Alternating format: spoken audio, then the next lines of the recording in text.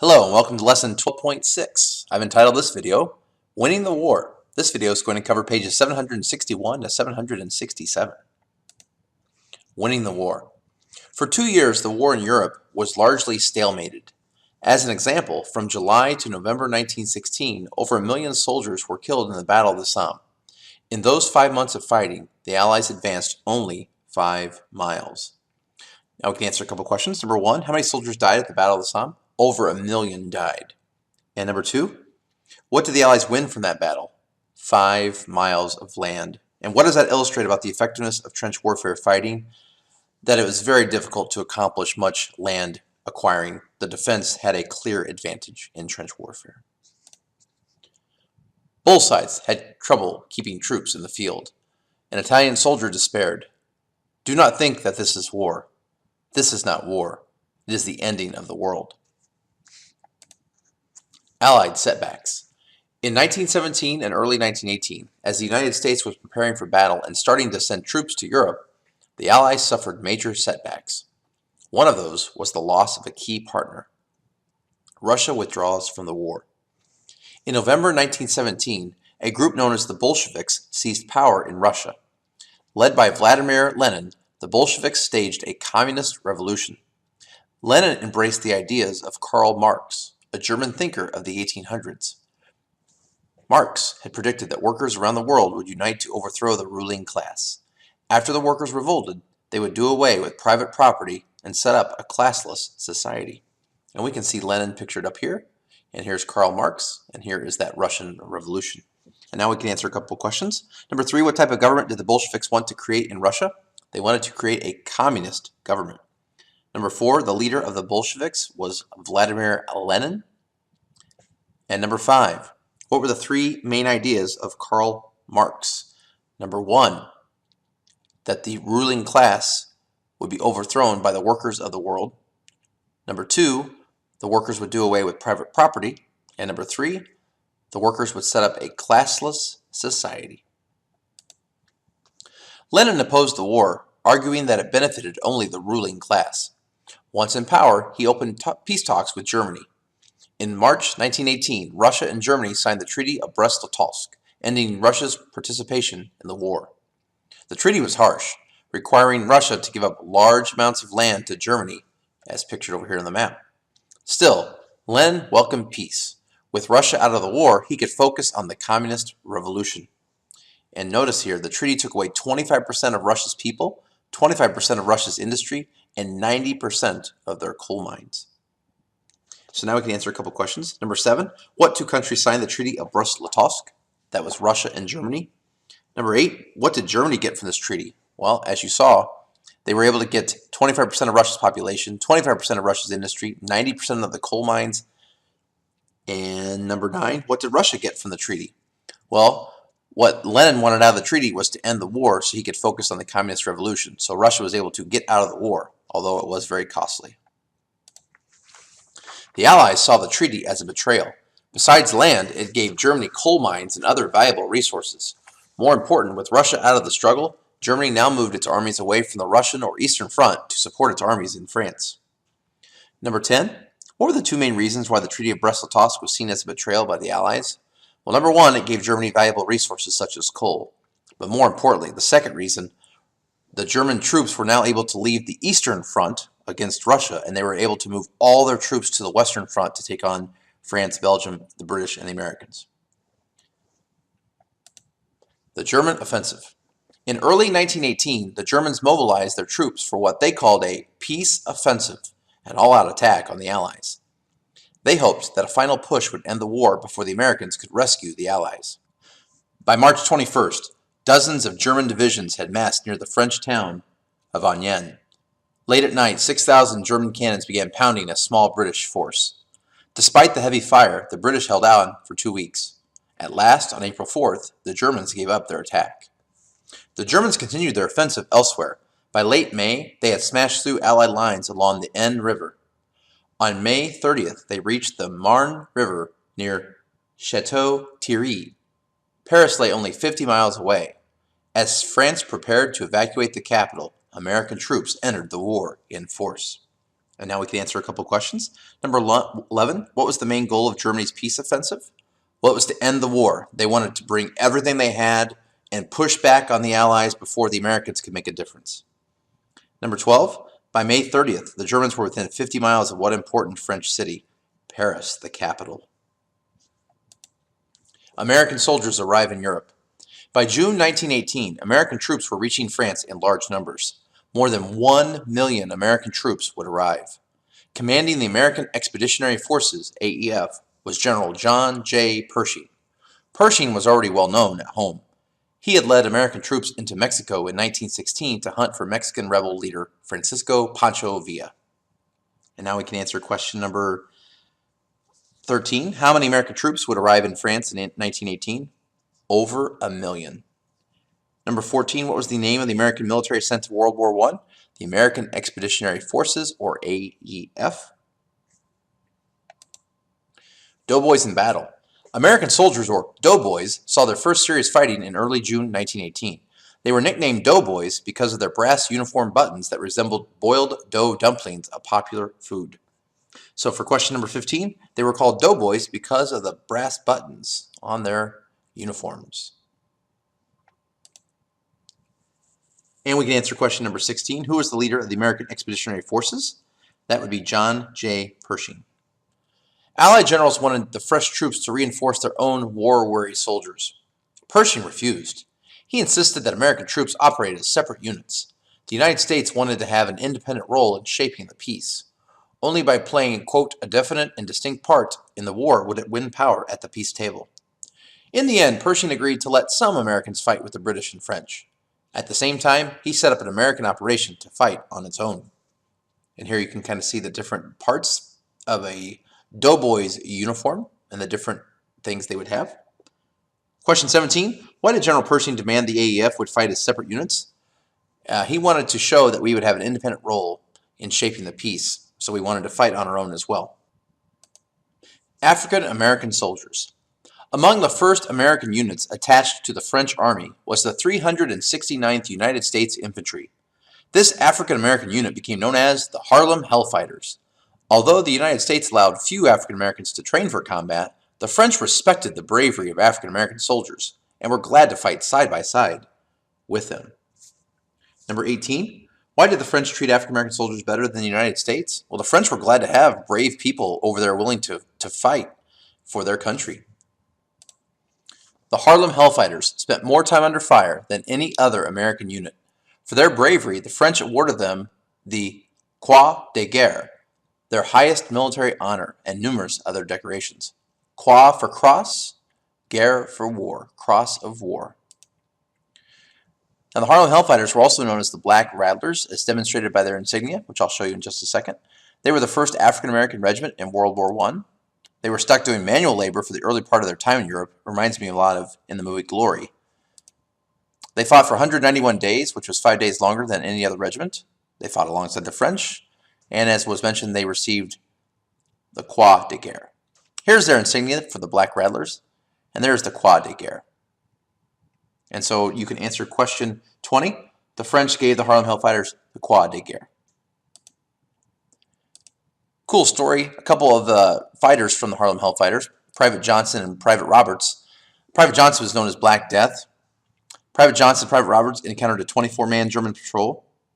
Eventually, they ran out of ammo, and so Private Roberts used the end of his rifle as a club to fight off the Germans, and Private Johnson used a bolo knife, which I'll show you in just a second. And besides the Croix de Guerre, Johnson also received the Distinguished Service Cross and Purple Heart long after he had died. This was given to other members of his family, which just goes to show you how discriminated African Americans were at that time period. And then there's the bolo knife that Mr. Johnson used to fight off the Germans. After the war, New Yorkers greeted the returning Hellfighters with a huge parade. "God bless you, boys," they cheered. The unit commander felt a rush of joy. "They did not welcome us as a regiment of colored soldiers," he said, "but as a regiment of men who had done the work of men." The Battle of Belleau Wood. In June 1918, American troops plunged into their first major battle in Belleau Wood, outside Paris. A French general sent U.S. General James Harbord instructions. Have your men prepare entrenchments some hundreds of yards to the rear in case of need. Harbord sent back a firm reply. We dig no trenches to fall back on. The Marines will hold where they stand. And for question 21, what did he mean when he said that quote? He meant, we're not going to retreat. We're not going anywhere. We're advancing. We're not retreating. Kind of a little bit of implied, like, we're not cowards like you, French. We're going to go forward. It's implied. He didn't say that, but it was implied. During the 3-week-long battle of Belleau Wood, the inexperienced but combat-ready Americans performed bravely. Expert marksmen hit their targets from hundreds of yards away. Individual soldiers charged German machine gun nests. When one man fell, another stepped in promptly to take his place. The Americans suffered great casualties, but at last, on June 25th, they emerged victorious from the woods. General Harbord passed along the good news. Wood, now exclusively U.S. Marine Corps. So we can answer question 22. What was the first main battle that we fought in World War I, and what was the outcome? It was the Battle of Belleau Wood, and the Americans were victorious. Victory for the Allies. In mid-July, the Germans launched another drive to take Paris. They pushed the Allies back until they came up against American troops. Within 3 days, the Allies, with American help, had forced the Germans to retreat. The final offensive. The Allies now struck back. French Marshal Ferdinand Foch, commander of the Allied forces, ordered everyone to battle. On September 26, 1918, more than 1 million American soldiers began the assault that would become the Battle of the Argonne Forest. Years of fierce fighting had left the land scarred with trenches and shell holes, and the air still smelled of poison gas. At first, the Americans advanced despite intense German fire. Then, rains and the thick woods slowed their progress. Small units drove forward to capture deadly German positions. Armed with a single rifle, Sergeant Alvin York of Tennessee wiped out a nest of German machine gunners. His brave act helped clear the way for advancing American troops. York became the most decorated American soldier of the war. And we can answer a couple questions here. Number 24, what were the 3 main things that made America's advance in the forest challenging? Number 1, you had the rain. Number 2, you had the thick woods. And number 3, the Germans had machine guns. And so that makes it all quite deadly and challenging. Number 25, how did Sergeant York become one of the most decorated soldiers of World War I? Well, with a single rifle, he was able to take out a whole machine gun nest. In fact, it says here, he took 32 machine guns, he killed 28 soldiers, and he captured 132 others. That's how you win awards and medals in war. A couple things to know about Sergeant Alvin York. He identified himself as a conscientious objector, but was still drafted into the Army, meaning he didn't want to fight. He didn't feel like it was right to kill. Secondly, he destroyed a machine gun emplacement by himself and captured 132 prisoners, which I already mentioned. In addition to the Medal of Honor, he also was awarded other medals by France and Italy. He achieved great fame when the movie Sergeant York was made about his life in 1941. And after the war, he founded a high school and a Bible school in his home state of Tennessee. Finally, after 47 days, the Americans broke through the German defenses. However, the cost was high. Americans had suffered more than 100,000 casualties in the battle. British, French, and Belgian forces also smashed through the German lines in their areas. By November, German forces were in retreat. After more than 4 years of fighting, the Great War was finally nearing its end. So we can answer a couple questions here. Number 26, what was the significance of the Battle of the Argonne Forest? Well, this was really the end of the war for Germany. This was the main battle that showed they were not going to be able to win. Also pictured here, some of you that like to play video games probably recognize the M1918 bar or Browning automatic rifle. This was a gun that, while introduced late into the war, was able to amass a lot of kills for the type of gun that it was. Armistice. In September, German generals told the Kaiser that the war could not be won. On October 4th, Prince Max of Baden, head of the German cabinet, secretly cabled President Wilson. Primary source. To avoid further bloodshed, the German government requires the president to arrange the immediate conclusion of an armistice on land, by sea, and in the air.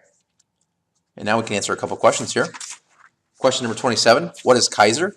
That is the leader of Germany. And notice the German word Kaiser comes from the same root word as the word Tsar that Russians used, and it's also related to the word Caesar, which was used a long time ago. They're all words for leader. Question 28. Make an inference. Why do you think Germany asked the United States to arrange the armistice instead of asking Britain or France?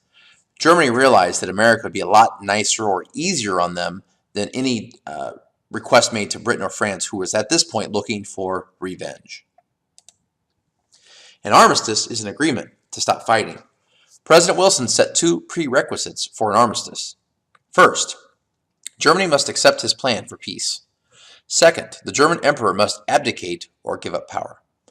While German leaders debated a response, rebellion simmered in the ranks. Daily, the German army lost ground. Morale plunged among the troops. German sailors mutinied. People in several German cities threatened to revolt. So for question number 29, what is an armistice? That is an agreement to stop fighting. Number 30, what were the two prerequisites that Wilson demanded the Germans agree to? Number one, they must accept his plan for peace. And secondly, the German emperor has to give up his power. On November 9th, the Kaiser fled to Holland and Germany became a republic. The new German leaders agreed to the armistice terms. At 11 a.m. on November 11th, 1918, the 11th hour of the 11th day of the 11th month, World War I ended at last. Question 31. What is the special time, day, month, and year that the war ended? Well, once again, it ended on the 11th hour of the 11th day of the 11th month, 1918. And notice that special date. That is why we always celebrate Veterans Day on November 11th. It was originally called Armistice Day, but eventually it was renamed Veterans Day to honor all those soldiers who are still alive, and so that we can tell them that we appreciate their service. Memorial Day is when we honor those that have died. Veterans Day, we honor those that are still alive, and we thank them for their sacrifice. What were the costs of the war? The costs of the war were staggering. A generation of young Europeans lost their lives. Between 8 million and 9 million people died in battle, more than had died in all the wars fought during the previous 100 years. Germany alone lost close to 2 million men. The United States lost over 100,000 men. Many more died of diseases. More than 20 million soldiers on both sides were wounded. No one knows exactly how many civilians died of disease, starvation, and other war-related causes. Some historians believe as many civilians died as soldiers. Much of northern France lay in ruins. Millions of Germans were near starvation. Children in many nations were left orphaned and homeless. So for question number 33, what were the costs of World War I? Well, just looking at the number of deaths, you're between 8 and 9 million. And then when you look at wounded, more than 20 million. And then you throw in there the disease, the starvation, the people that were left orphaned and homeless.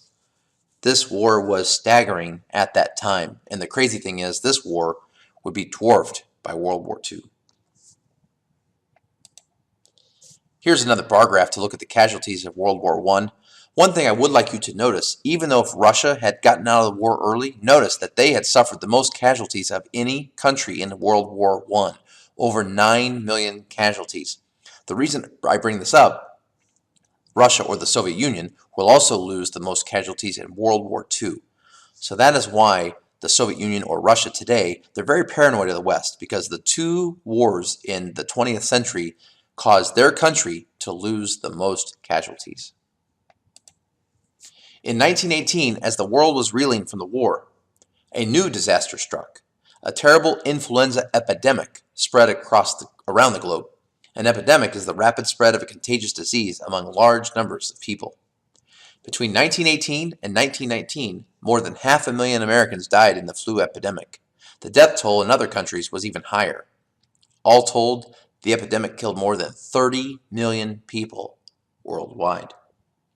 Question number 34. What is an epidemic? That is the rapid spread of a contagious disease among large numbers of people. 35. How devastating was the influenza epidemic of 1918 and 1919? Well, in America, it killed more than 500,000. Around the world, it killed more than 30 million people. Well, that's all I have for you today. But before we go, I do have a joke related to the flu. The doctor tells the patient he has a bad case of the flu. The patient says he wants a second opinion.